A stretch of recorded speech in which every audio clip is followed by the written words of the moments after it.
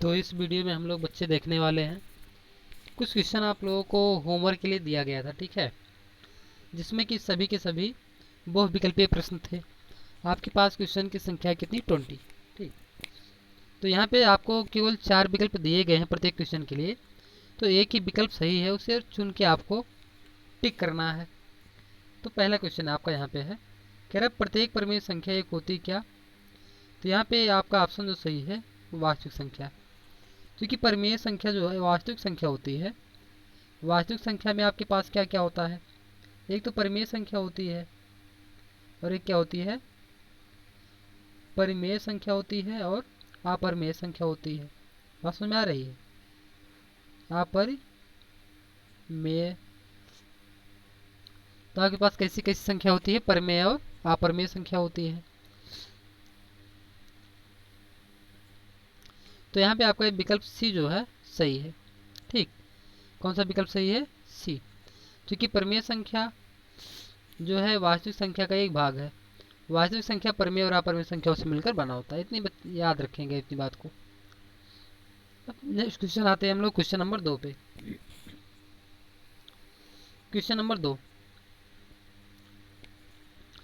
कह रहा दो संख्याओं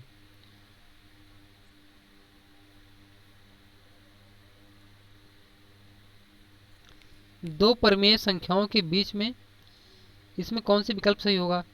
कोई परिमेय संख्या नहीं होती तो गलत हो गया, ठीक। एक परिमेय संख्या होती है, ये भी गलत हो गया। अपरिमित रूप से अनेक परिमेय संख्या होती है, दो परिमेय संख्याओं के बीच में अपरिमित रूप से अनेक परिमेय संख्या होती है, ये बात सही हो सकती है।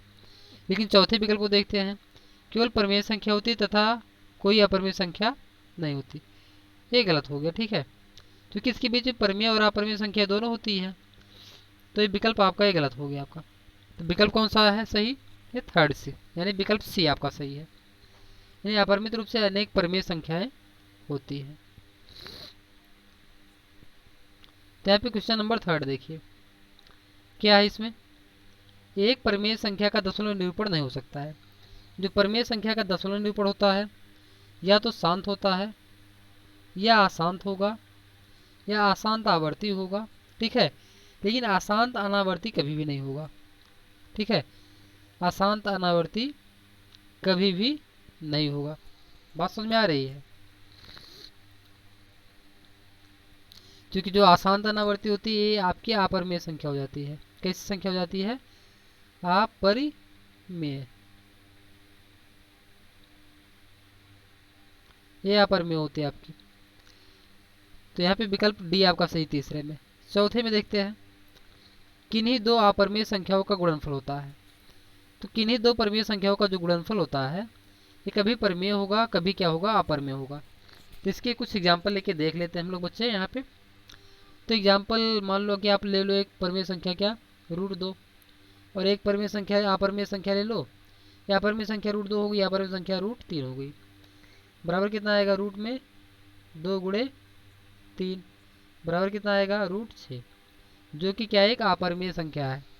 तो आपकी हो गई कैसी संख्या, अपरिमेय, क्योंकि अपरिमेय रूट के बाहर निकल नहीं रहा है।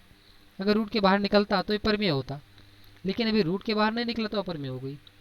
तो दूसरा एग्जांपल लेते हैं यहाँ पे कि यहाँ पे परिमेय हो जाए। जैसे मान लो आप ले रहे हो कितना, मान लो कि आप ले रहे हो कि 8, ठीक है, कितना ले लिए हो 8, और कितना ले रहे हो आप, रूट में 8 हो गया, और रूट में आप कितना ले लो 32।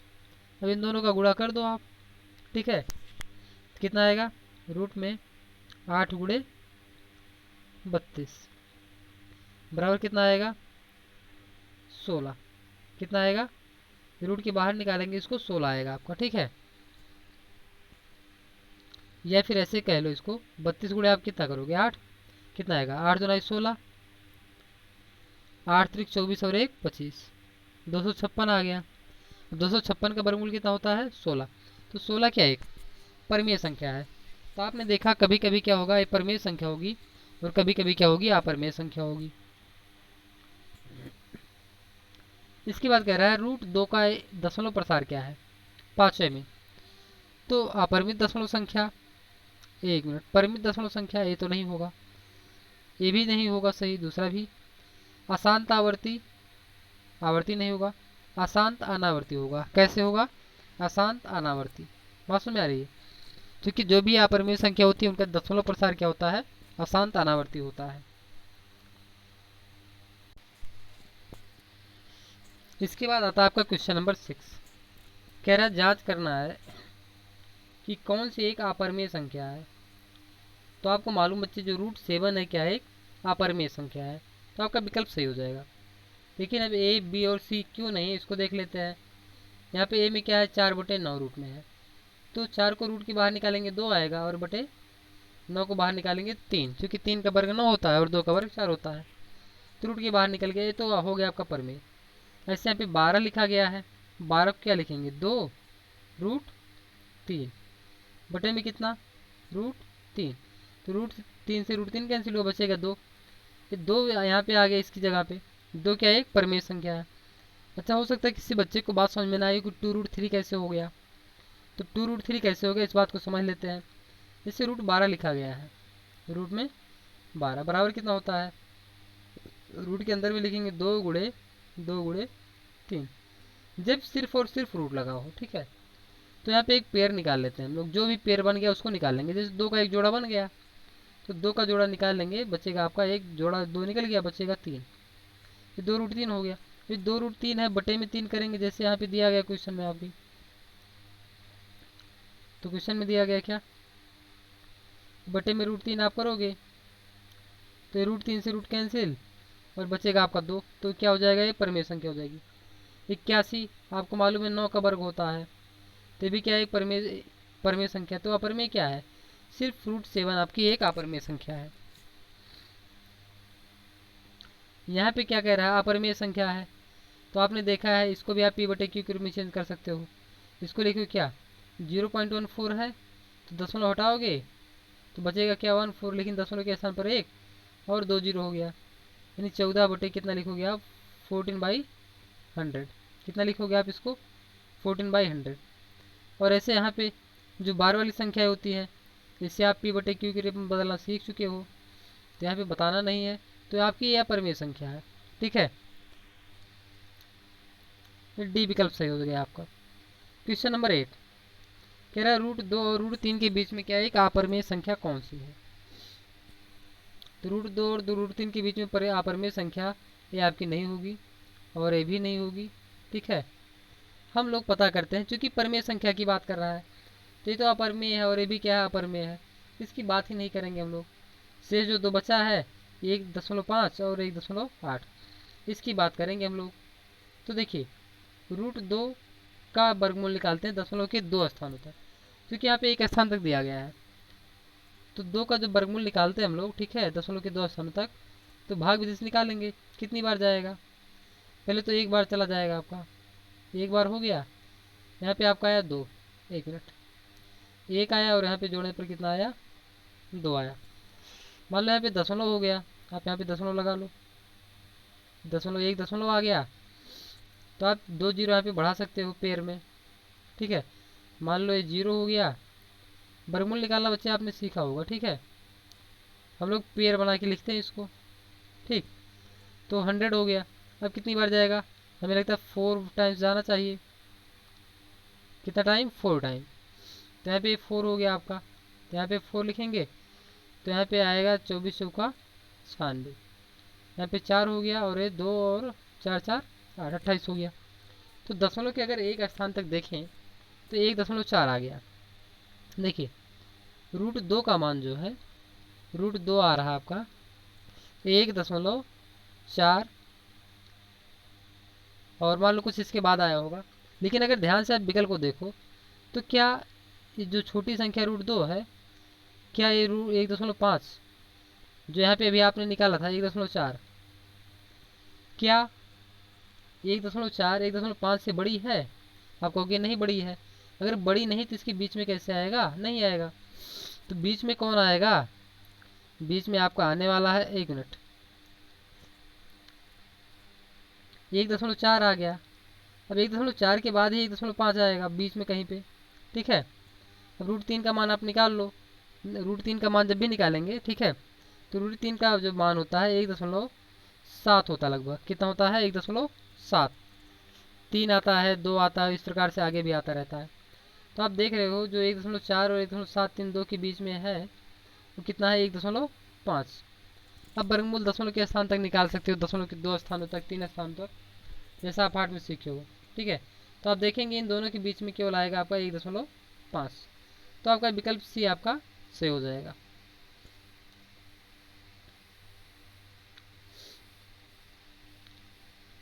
ये क्वेश्चन नंबर 9। ठीक है, क्वेश्चन नंबर 9 क्या है, 1.999 है तो इसको लिखेंगे क्या, 1.9 बार का मतलब क्या, 99, इस प्रकार से लिखोगे आप। या आप लिख रहे हो किसके बराबर, मान लो इसको x के बराबर है, इसको मान लो क्या है, x के बराबर है। तो अगर हम ध्यान से देखें तो केवल 9 की रिपीटेशन हो रही है, यानी 1 अंक की। तो 1 अंक की रिपीटेशन होती है तो 10 का गुणा करते हैं। तो 10 का गुणा करेंगे, दशमलव का स्थान दाहिनी तरफ जाएगा तो 19 दशमलव हो जाएगा, 19.999 और ये 9 डॉट डॉट कर दो। इसके बाद अब घटाएंगे तो इधर आएगा 9x आएगा। ठीक है, इसको घटा लो आप, माइनस में 9x हो गया बराबर, तो ये तो कैंसिल हो जाएगा, ये सब कैंसिल हो गया। दशमलव के बाद 19 में से घटाएंगे कितना आएगा, 18, माइनस में कितना हो गया, 18। ये माइनस से माइनस भी कैंसिल कर दो आप, तो x बराबर कितना आएगा, 9 से आप भाग कर दो, 2 आया। x बराबर कितना आया, 2। तो देखिए 2 कौन से विकल्प में आ रहा है, जिसमें आएगा वैसे ही होगा आपका। 2 आपका विकल्प सी में आ रहा है, तो अतः आपका विकल्प 2 क्या होगा, सही होगा।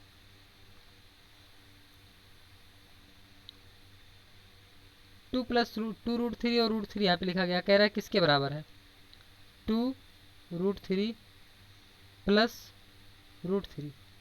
तो देखिए यहाँ पे √3 जो है इसके पहले कुछ नहीं लिखा गया तो एक मान सकते हैं। तो अब 2 और 3 जोड़ लेंगे, 3√3 हो जाएगा। बात समझ में आ रही है। तो 3√3 कौन से विकल्प में दिया गया है, 3√3 विकल्प सी में है, तो आपका सी विकल्प सही हो जाएगा।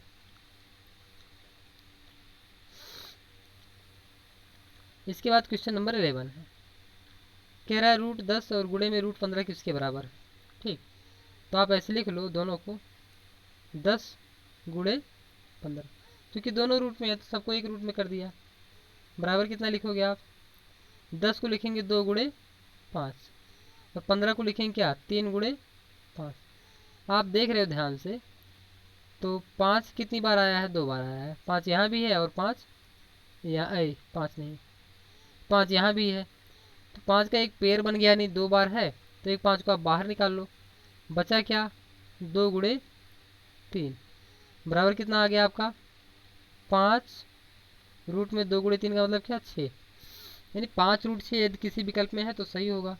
तो देख लेते हैं कौन से विकल्प में 5√6 आ रहा है। तो आप देख रहे हो विकल्प जो बी यहाँ पे है इसमें आ रहा है आपका 5√6, तो विकल्प सही हो गया। अब यहाँ पे क्वेश्चन नंबर 12 में कह रहा है कि हर का प्रमेयीकरण करिए। तो हर के प्रमेयीकरण करने के लिए क्या करते हो, यहाँ पे क्या है,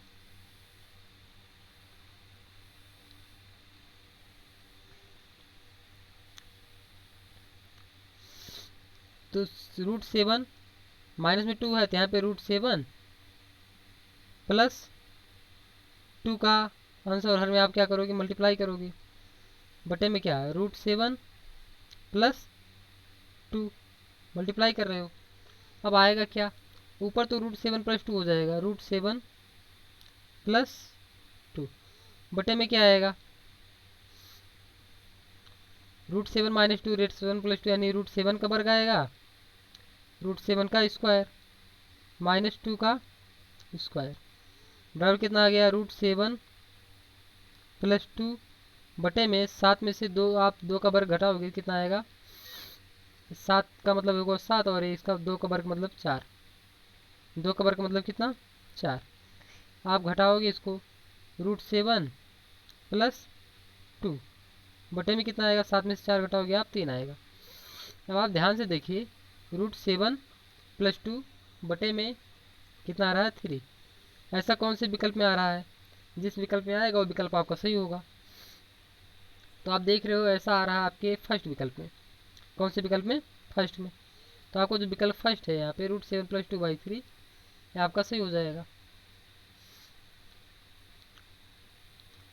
नेक्स्ट क्वेश्चन नंबर क्या है आपका, आ रहा है क्वेश्चन नंबर 13 है। इसके भी हर का परमेयीकरण कर लेते हैं। क्या करेंगे, हर का परमेयीकरण। तो क्या करेंगे इसके लिए, √9 माइनस में नीचे लिखा गया तो यहाँ पे हम लोग प्लस में लिख के गुणा करेंगे, बटे में √9 प्लस रूट में 8, रूट में कितना 8 हो गया। अब ऊपर तो वही रहेगा √9 प्लस √8, √9 प्लस √8 बटे में कितना आएगा, √9 का वर्ग 9 आएगा, माइनस में 8 आएगा, बराबर। अच्छा 9 को ऊपर क्या लिख सकते हैं, यहाँ पे जो 9 लिखा गया है,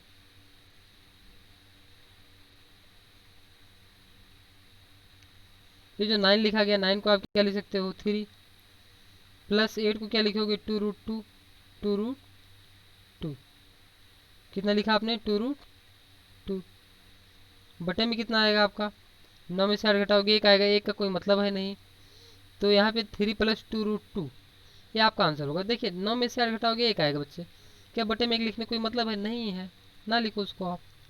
तो 3 प्लस 2√2 आपका आंसर हुआ। देख लो कौन से विकल्प में दिया गया है 3 प्लस 2√2, तो आप देख रहे हो 3 प्लस 2√2 आपका विकल्प डी में है, तो अतः आपका विकल्प डी यहाँ पे सही होने वाला है। क्वेश्चन नंबर 14 कह रहा है कि हर का परमेयीकरण करने पर हमें जो प्राप्त है उसका हर क्या होगा। प्राप्त हर की बात कर रहा है, तो परमेयीकरण करने के लिए आप क्या करते हो, यहाँ पे माइनस में लिखा गया तो 3√3 और ये प्लस, माइनस में तो प्लस करोगे, 2√2 का आप गुणा करोगे और इसी का भाग भी करोगे, 3√3 प्लस 2√2। देखिए हमें हर की बात कर रहा है तो हम हर को सॉल्व करेंगे, अंश को हाथ सॉल्व करने की जरूरत नहीं है। तो यहाँ पे आपका आएगा क्या, हर में 3√3 का स्क्वायर माइनस 2√2 का स्क्वायर। अच्छा 3√3 का स्क्वायर क्या आएगा, 3 त्रिक 27 और 2√2 का कितना, 2 दूनाई 4 दूनाई 8, तो 27 में से 8 घटाओ कितना आएगा 19, 27 में से 8 घटाओ कितना आएगा बच्चे 19। तो 19 देख लेते कौन से विकल्प में दिया गया वैसे ही होगा, तो 19 आपका विकल्प बी में है, तो आपका विकल्प बी यहाँ पे सही हो रहा है। क्वेश्चन नंबर 15 कह रहा है कि जो यहाँ पे एक्सप्रेशन दिया गया क्वेश्चन नंबर 15 में किसके बराबर है। तो देखिए एक मैं करके दिखा देता हूँ, जैसे 32 यहाँ पे लिखा गया है, इसको क्या लिखोगे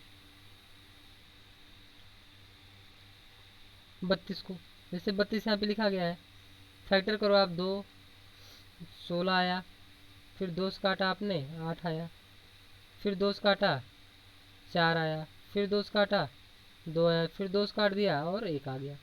तो यहाँ पे 2 2 का पेयर बना लेते हैं, 2 2 का पेयर बना लिया तो 2 पेयर बचा निकल गया है, 2 पेयर और 1 का पेयर नहीं बना है। तो जो यहाँ पे 32 लिखा गया है रूट में क्या 32, रूट में 32 है, तो 2 बार पेयर निकला है तो 2 गुणे 2 आप बाहर कर लो और 1 रूट 2 बाहर अंदर रह गया है, ये हो गया आपका 4√2। रूट 32 का मतलब कितना 4√2, जैसे अभी आपने गुणनखंड करके पता किया है। सेम इसी प्रकार से अगर हम इसको लिखें, आप इसको लिखोगे 4√2 प्लस 48 क्या लिखोगे 4√3, 4√3 आप देख लेना 3 बार का पेयर नहीं बनेगा तो 3 अंदर रहेगा। फिर 8 को लिखोगे आप 2√2 प्लस 12 को लिखोगे आप 2√3। अब अंश में क्या कॉमन है 4 कॉमन है, हर में क्या कॉमन है 2, अंश में 4 कॉमन करने के बाद बचा क्या √3 √2 प्लस √3 बटे में वही बच रहा है √2 प्लस √3 ये है। अब देखिए आंसर और हर दोनों बराबर है और बराबर है तो दोनों काट दो, बचा क्या 4/2, 4/2 को भी आप काट 2 यानी कितना आया आपका 2। तो देखिए 2 किस विकल्प में दिया गया वैसे ही होगा, 2 विकल्प बी में दिया गया है तो विकल्प बी आपका यहाँ पे सही हो रहा है। ठीक, अब नेक्स्ट क्वेश्चन देखते हैं हम लोग क्या है। क्वेश्चन नंबर है आपका 16। 16 में क्या करना आपको, कह रहा है कि जो आपको एक्सप्रेशन दिया गया है वो किसके बराबर होगा। ठीक, तो यहाँ पे विकल्प आपको दिया गया है 2.14, 2.4142, 0.4142, 5.8282, 0.1718। तो चलो देख लेते हैं क्या सही होगा। √2 का मान आपको अपनी तरफ से नहीं रखना है, इसने दिया है ऑलरेडी। कितना होगा √2 का मान? तो यहाँ पे सबसे पहले इसका परमीकरण कर लेंगे हम लोग।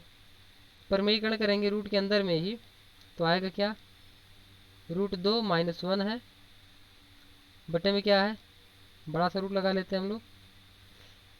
√2 +1, परमीकरण करने के लिए अगर यहाँ पे बाहर में प्लस है तो माइनस गुणा करेंगे √2 -1 बटे में √2 -1। ठीक, अब देखिए ऊपर क्या है, √2 -1 का स्क्वायर, रूट लगा दो, बटे में कितना आएगा, 2 का वर्ग आएगा 2, √2 का, और माइनस में 1, क्योंकि √2 है, √2 का वर्ग 2 होता है। ठीक है, अब यहाँ पे स्क्वायर और रूट है कैंसिल हो जाएगा, बचेगा आपका क्या, √2 -1। क्योंकि इधर जैसे आप स्क्वायर हटाओगे यहाँ से, ये आपका ये रूट भी हटा देगा ऊपर का। ठीक है, अंश का। हर में क्या बचा है, 1 बचा है, हर में 1 लिख लो आप, कोई मतलब है नहीं। अब √2 का मतलब मान दिया गया है 1 रख लो यहाँ पे, 4142, माइनस में 1 है, बराबर इसको आप घटाओगे तो आपका आएगा 0.4142। तो अब देखिए कौन से विकल्प में दिया गया है, जिस विकल्प में दिया गया होगा विकल्प आपको सही है। तो आपका विकल्प नंबर सही होने वाला है 4142, ये विकल्प नंबर सी आपका है। यहाँ पे विकल्प सी आपका सही हो गया। क्वेश्चन नंबर 17, यहाँ पर देखिए 4 लिखा गया है, फिर 3 लिखा गया है, और फिर 2 लिखा गया है। तो इसका मतलब क्या होता है, इसको आप समझ लो। जैसे यहाँ पे 4 लिखा गया, 4 का मतलब क्या, ये रूट के अंदर में, जैसे यहाँ पे अगर लिखा गया 4, तो यहाँ पे ए लिखा गया है, तो इसका मतलब क्या, a की घात 1/4 है। यदि इस रूट के अंदर में लिखा गया, इसे जो एल टाइप का बन रहा है ना, ये इसके अंदर में लिखा गया, तो यहाँ पर देखिए होता क्या है, 2 की घात कितना है, पहले तो 2 है, अंदर सॉल्व करेंगे, फिर उसके बाद 1/, क्योंकि 3 लिखा गया 1/3 हो गया, फिर उसके बाद 4 लिखा गया तो 1/4। आपको पता है घात के ऊपर जब भी घात लगा हो तो घातों का क्या करते हैं हम लोग बच्चे, आपस में गुणा कर देते हैं। तो गुणा कर दो, 2 की घात कितना हो जाएगा, 2 गुणे 1/3 गुणे 1/4 बराबर कितना आएगा, 2 की घात 2 बटे में कितना, 4×3 12। तो 2 से 12 को काटोगे आप तो आएगा 2 की घात 1/6। 2 की घात कितना आएगा, 1/6। आप यहाँ पे डायरेक्ट काट सकते हो, 2 करने 2, 2 छक्के 12। बात समझ में आ रही है? तो यानी 2 की घात 1/6 आपका आंसर होने वाला है। और ऐसा किस विकल्प में दिया गया, इसको देख लेते हैं। विकल्प सी में आपका दिया गया था, विकल्प सी आपका सही आंसर होगा, राइट आंसर। क्वेश्चन नंबर 18 देखते हैं हम लोग। जैसे यहाँ पे लिखा गया है क्या, 2 की पावर क्या, 3 है, 2 की पावर 1/3 है, कितना पढ़ेंगे इसको, 1/3 गुणे में 2 की पावर 1/4। चूँकि यहाँ पे 4 लिखा गया, यहाँ पे 3 लिखा गया है, रूट के अंदर में चूँकि है, ठीक है, कर्णित चिन्ह के अंदर में आ रहा है। और यहाँ पे 32 को क्या लिखोगे आप, 32 है, रूट में उसके क्या है, पावर 1/12 है, तो 32 को आप लिखोगे क्या, 2 की घात 5, 32 का मतलब होता है, क्योंकि 32 को आप लिखोगे 2 गुणे 2 गुणे 2 गुणे 2, 5 बार गुणा करोगे, यानी 2 की घात 5 होगी, और 12 का मतलब है 1/12। अब सबका आपस में गुणा कर लो, जो सिंप्लीफाई करने पर आएगा वही आंसर। 2 की घात 1/3 गुणे में 1/4 गुणे में 5/12। ठीक, कितना रहा है, 3 गुणे 4 गुणे 1/12। 1 मिनट, ये कुछ मिस्टेक हो गया यहाँ पे लिखने में। ये गुणा में घात आपकी क्या होती है, जुड़ जाएगी यहाँ पे, क्योंकि सभी गुणा में है। तो जोड़ने का मतलब 2 की घात 1/3 धन 1/4 और धन 5/12। तो इसको जोड़ लो आप, जोड़ने पर क्या आएगा, एलसीएम तो हो जाएगा इसका 12, बराबर 2 की घात क्या, बटे में आपका आएगा 12, अंश में क्या आएगा, 12 से आप 3 में भाग करोगे तो 4 बार जाएगा, 4 करने 4, पेन चेंज कर देते हैं ताकि मिक्स ना हो इसमें। फिर 4 में 12 का भाग करोगे तो कितना है, 3 बार जाएगा, +3, और +5 में भाग करोगे ये तो 5 आएगा आपका। ठीक, तो आपको जोड़ने पर कितना आ रहा है, 2 की घात 4 3 7 5 12/12 बराबर कितना आ गया है, 12 से 12 कैंसिल हो जाएगा, यानी 1 बचेगा, 2 की घात 1, और 2 की घात 1 कर लो, यानी किसी भी संख्या की घात 1 कर लो तो वही संख्या आपको मिल जाती है। जैसे 2 की घात 1 का मतलब 2, 3 की घात 1 होता तो मतलब 3 होता। तो यहाँ पे देख लेते हैं कौन सा विकल्प सही होगा जिसमें 2 लिखा गया है। तो 2 आपके विकल्प नंबर बी में है, तो आपका विकल्प भी यहाँ पे सही हो रहा है। क्वेश्चन नंबर 19, ठीक है, क्वेश्चन नंबर कौन सा है, 19। क्वेश्चन नंबर 19 में है कि आपको करना क्या है। जैसे यहाँ पे 4 लिखा गया, 4 का मतलब क्या, 81 की घात 1/4। यहाँ पे पहले तो माइनस में 2 लिखा गया है, माइनस में 2, पूरे के ऊपर घात लगाएंगे तो 1 कितना लिखेंगे, 4, बराबर कितना, 81 की घात माइनस में 2 गुणे में कितना, 1/4। तो 2 से आप 4 को कैंसिल करोगे, 2 से यदि आप 4 को कैंसिल कर रहे हो तो कितना बचेगा, 81 की घात -1/2 बच रहा है। तो इसकी घात को प्लस करना है, तो प्लस करने के लिए 1/81 लिखेंगे कि घात 1/2। 81 की घात 1/2 का मतलब होता है 9, यानी ऊपर कितना आपका आ रहा है, अंश में 1 है, अंश में कितना है 1, ब्लू पेन से आप देखेंगे, ध्यान देंगे इस पे, तो 1, और 9 के ऊपर 81 के ऊपर 1/2 लिखा है, इसका मतलब वर्गमूल निकालना है। तो या फिर 2 2 का पेयर बनाना है, तो 3 को आप 4 बार लिखोगे 81 हो जाएगा, और 2 बार में कितना हो जाएगा, 9, क्योंकि 9 का वर्ग कितना होता है, 81। यहाँ पे 1/9 आपका आंसर होगा। तो 1/9 कहाँ पे है इस विकल्प में, 1/9 आपका फर्स्ट विकल्प में दिया गया है, तो फर्स्ट विकल्प आपका सही हो जाएगा। क्वेश्चन नंबर 20, तो यहाँ पर देखिए 256 बेस में है, आधार में घातांक अलग अलग है, तो गुणा में घातें जुड़ जाती है, आप जोड़ लो। तो जोड़ेंगे तो 256 आएगा, इसको ऊपर लिख देते बच्चे यहाँ पे 256। अब दशमलव वाली संख्याओं को जोड़ोगे, घात कितनी, 0.16, 0 कितना है, 1 6 प्लस 0.2 0.09 बराबर कितना आएगा, 256 की घात कितना, 0.25। अच्छा 0.25 का मतलब कितना होता है, यहाँ पे दशमलव लगा है, 0.25। 0.25 का मतलब क्या होता है, अगर इसको आप दशमलव चेंज करो बच्चे तो 256 की घात कितना आएगा, 1/4 बराबर कितना आएगा, आप यहाँ पे 4 का पेड़ बनाओगे तो आएगा 4, 4 का 4 बार गुणा करेंगे 256 आएगा। ठीक है, इसी को और सिंप्लीफाई करके लिख सकते हो। इसको लिखोगे आप 4 की घात कितना, 4 पूरे की घात कितना, 1/4, 4 4 कैंसिल करोगे बराबर कितना आएगा, 4। ठीक, या फिर आप दूसरे तरीके से और सॉल्व करोगे, 2 की घात के रूप में लिखने का प्रयास करोगे, तो 2 की घात कितना आएगा, ये 8। 256 का मतलब क्या, 2 की घात 8 और बटे में कितना, 1/4 बराबर 2 की घात 2 बराबर 2 दूनाई 4। 2 की घात 2 का मतलब क्या, 2 को 2 बार गुणा करेंगे आप तो आएगा आपका कितना, 4। तो 4 विकल्प कौन सा सही है, आपका 4 विकल्प 1 में दिया गया, तो पहला विकल्प आपका सही हो जाएगा। अब इसके बाद कह रहे हैं x किसके बराबर है। ठीक बच्चे, तो देखिए यहाँ भी x के बराबर नहीं होगा ये, और ये भी नहीं आएगा। ठीक है, और फिर 2 विकल्प हो गया, और आपका ये भी नहीं आने वाला है ये। ठीक है, क्योंकि गुणा में है, गुणा में घातें जुड़ जाएंगी, तो 12/7 प्लस 7/12 1 के बराबर होगा नहीं, तो विकल्प आपका सही नहीं है। विकल्प आपका ये लास्ट वाला से सी वाला सही है। तो सी विकल्प को देख लेते हैं सॉल्व करके कैसे क्या है। तो चलो सॉल्व करने का प्रयास करें।